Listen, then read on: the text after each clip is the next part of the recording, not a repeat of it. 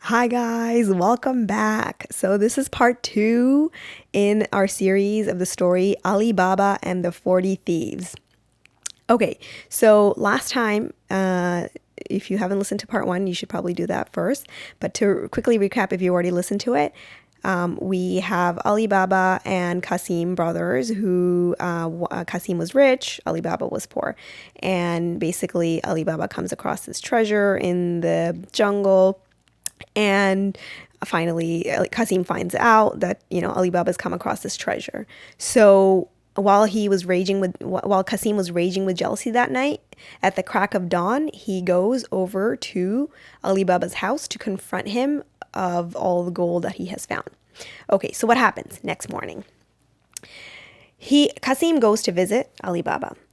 Yo, you've been hiding all this gold, thousands of gold coins, and feigning poverty all this while. And AliBaba is obviously a little bit confused and taken aback at what Kassim is accusing him of. So then AliBaba acts clueless about this accusation. Then Kassim says, okay, don't try to fool me, because he has proof that one of the gold coins got stuck to the scales, and he shows it to AliBaba. At this point, AliBaba understood that he can no longer conceal the secret from his brother and sister-in-law. So then AliBaba proceeds to tell him about this magical cave in the jungle and how he came across it. Naturally, Kassim thinks his brother AliBaba is concocting up a story to mislead him of the true whereabouts of this treasure. Like, okay, this magical cave, what doesn't exist? It sounds absurd. So then AliBaba goes into every single detail, exactly what the place looked like in the forest, what the magical words were to open the cave, and tells him exactly step by step how to get there and how to retrieve that treasure. So Kassim is obviously curious, and he has proof now that there's no way that AliBaba could have come across gold. It's not like he's a merchant, does trading and to come upon wealth. So Kassim, in his excitement, couldn't wait. As soon as possible, he gathered a dozen or so donkeys to go to this treasure cave, and the donkeys would help him carry back the load of treasure. And he set off and ventured into the forest. Kassim all by himself. AliBaba didn't go with him. So Kassim found the boulders at the foot of the mountain by the edge of the forest, exactly where AliBaba had described the cave to be. And then he comes in front of the boulders. Kassim says, "Open sesame!" And the boulders give him entrance into the secret cave.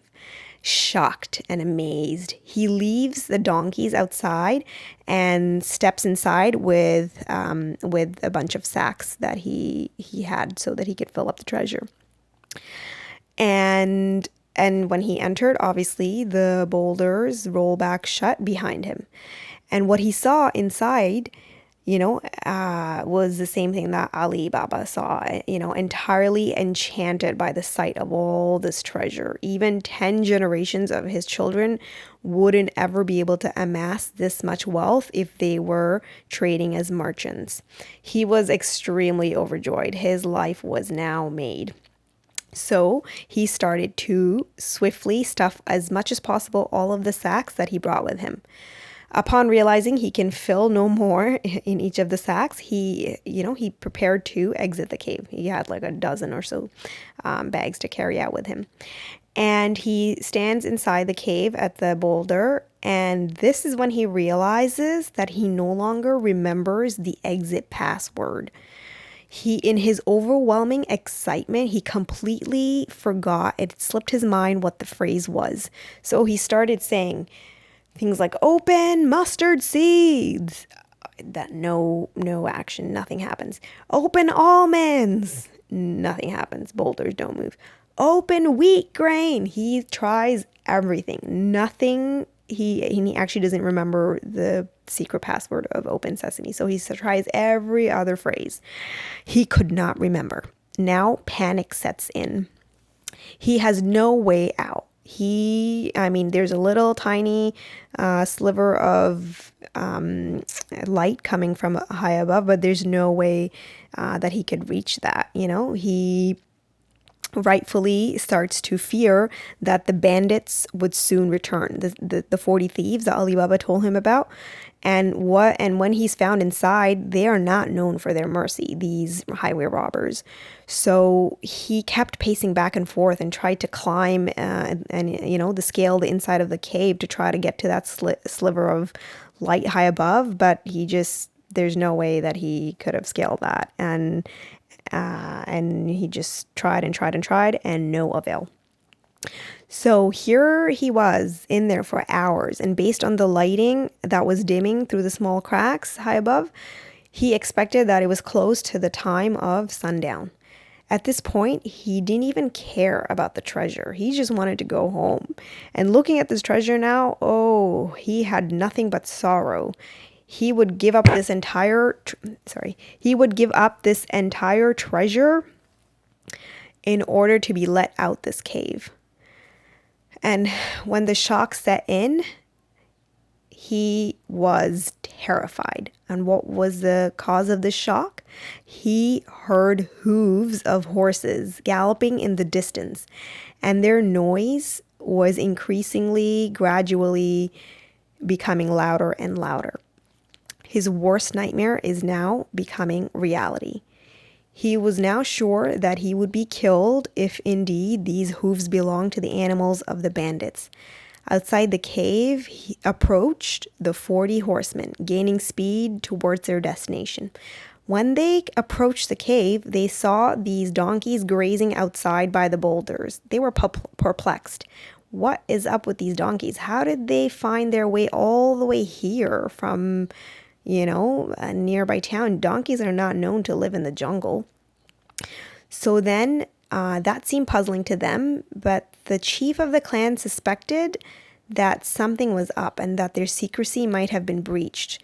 He looked around for anyone in sight, and nobody was there. And cautiously he approached the opening by the boulders, and he said, "Open sesame!" And the captain entered first when the boulders rolled over. And lo and behold, what do the captain and the rest of the thieves see? Kassim. Kassim, in his fright, having nowhere to go, tries to foolishly race past the crowd of these thieves and runs right into them and falls flat to the ground. They catch a hold of him and astounded as to how this man could have entered upon this treasure. It would be impossible without the password, as the ceiling crack way above is too high for anybody to get over there. It's just impossible. And even if somebody tried to sneak up over there and tried to come through that opening, they would fall below into the cave, into the ground, and meet their eventual death. Like if somebody tried to jump in, that was just impossible. So they did what they knew best and grabbed Kassim and killed him, cut up his body into pieces, and hung it up in plain sight inside the cave. This way, if anyone tried to breach the cave, they would have a fearful example, whereby no one dare attempt to steal this treasure. Otherwise, they would meet the same fate as Kassim. Also, they marked the boulders outside when all the bandits exit outside the cave. They marked the boulders outside with Kassim's blood as to make the area uninviting to human beings. Nobody wants to approach this like strange blood, and whether it be animal or something, it just looks unappealing. Then they filled the cave with so before they exited, they filled the cave with all these new items that they ransacked, from the past couple of days. And they shut the cave behind them, and they went about their way to go rob some more people. As the evening grew into the night, Kassim's wife started to get anxious when her husband didn't return home. She ran over to her brother-in-law AliBaba's house and expressed her worry. "Oh, AliBaba, you know where he's gone to," she says. "I fear something horrible has happened to him. He's never been home this late." AliBaba assures her that, maybe Kassim must have got delayed on the way and maybe he had to take a different route and decided to overstay the night somewhere else. He asked her not to worry and that he would make sure to look for him at the crack of dawn. It was like almost midnight now. And after a long and stressful night for Kassim's wife, then, in the morning, she ran over to say he didn't return home. AliBaba then took off for the cave in the AM. He was obviously just as worried now for his brother, just as Kassim's wife was. As he approached, so he obviously made his way directly to the cave where his brother would have gone to. As he approached, he could see his brother's donkeys aimlessly roaming around and grazing. When he came upon the boulders and saw that they was stained with freshly stained blood, his heart began to sink. He feared the worst. What could have happened to his brother? "Open sesame," AliBaba says, and the boulders roll over and he enters. And when he enters, he is struck with shock and grief at the sight of his brother's body in parts. In his quick thinking, he unhinges his body that was hanging, and he fills it with the sacks that were lying around on the ground that his brother had brought with him.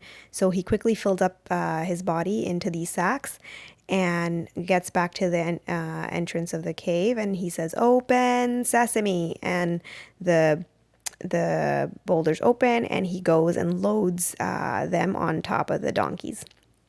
Okay. And he manages also to, before exiting, he manages to fill a few sacks that he brought with him also with gold and rubies and emeralds and whatever he could find within his reach.